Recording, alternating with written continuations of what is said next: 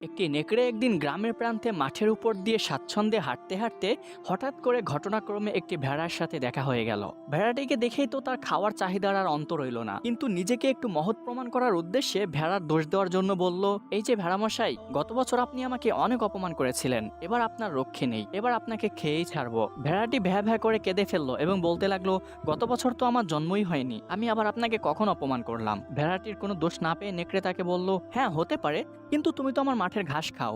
ভেড়াটি আর্তনাদ স্বরে বলতে লাগলো, না হুজুর, আমার তো এখনো দাঁতই গজায়নি, আমি ঘাস খেতে পারি না। নেকড়ে ভেড়াকে ফাঁসানোর প্রচেষ্টায় আবারও বলল, তোমার দাঁত গজায়নি, ঘাস খাও না, ঠিক আছে, কিন্তু তুমি তো আমার কুয়োর পানি পান করো। ভেড়াটি কেঁদে কেঁদে আবারও বলতে লাগলো, না হুজুর, আমি মায়ের দুধ ছাড়া এখনো এক ফোঁটা পানিও মুখে দেইনি। অবশেষে ভেড়াটির কোনো দোষ না পেয়ে নেকড়েটি বলল, তোমার এত বড় সাহস, তুমি আমার মুখের উপর জবাব দাও, এই বলে তাকে খেয়ে ফেললো। আসলে এখানে ভেড়াটির কোনো দোষ ছিল না, মাজলুম যতটাই নিষ্পাপ হোক না কেন, জালেম তাকে যেভাবেই হোক খেয়েই ফেলবে।